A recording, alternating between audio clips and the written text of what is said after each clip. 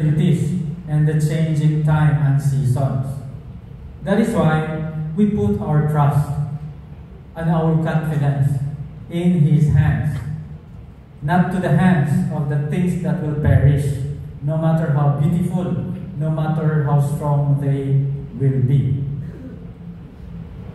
Ito yung ating challenge kasi minsan nakakalimutan natin sa ating pamumuhay araw-araw, nakakalimutan natin na darating ang araw na lilipas din tayo.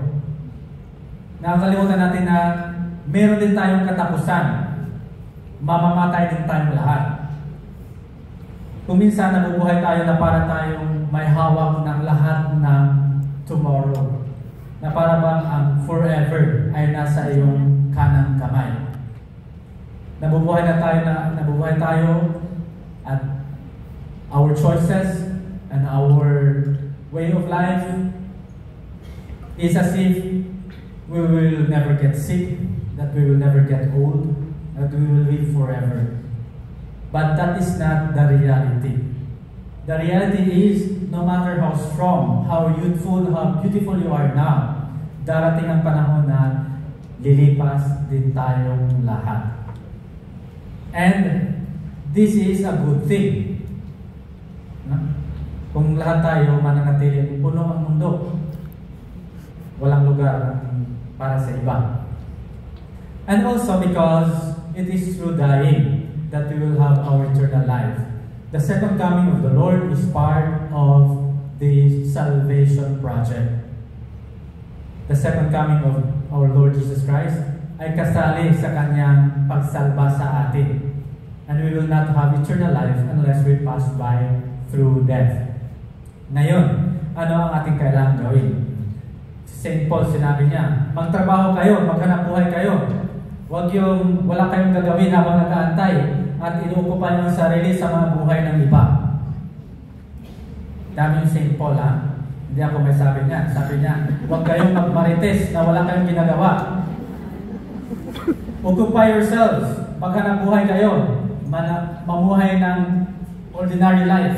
Because salvation comes to our ordinary living.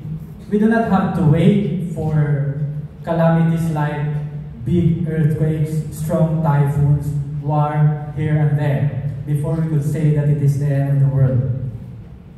Our salvation is a grace, and this grace comes to us in the ordinariness of our lives. That is why we prepare ourselves in our ordinary living, in our everyday life. That is where salvation comes in.